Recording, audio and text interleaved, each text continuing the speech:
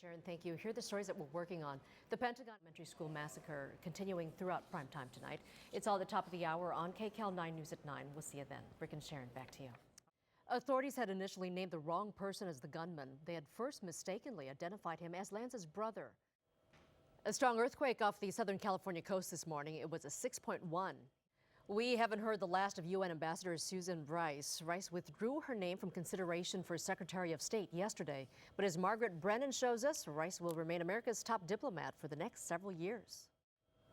On CBS this morning, former Secretary of State Madeleine Albright also praised Rice's accomplishments at the United Nations and said the Republican-led attacks against her were false.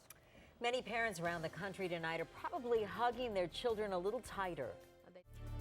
Well, I know we've got some more rain coming our way, but first of all, I want to ask what's going on with how cold it is out there. It is cold. Yeah, I think, Evelyn, you said it was going to be a really cold storm. Yep. And The Pentagon reports tonight Defense Secretary Leon Panetta is ordering hundreds of U.S. soldiers to Turkey. Their mission is to head to Turkey's tense border with Syria to help protect the country from a Syrian missile attack.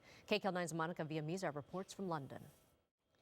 Buyer beware, especially around the holidays. A lot of counterfeit items are hitting the streets, but this tragedy happening, a lot of people saying that, you have to move on because life goes on. It doesn't mean that we forget about it or pretend that it didn't happen. Absolutely not.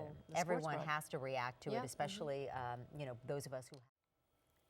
CBS News correspondent Steve Hartman is the father of a 4-year-old boy. Earlier tonight, he offered his thoughts on today's shooting at the conclusion of the CBS Evening News. And that's going to do it for us here on KCAL9 News at 9. There's more coverage of the elementary school massacre just ahead. KCAL9 News at 10 starts right now. This is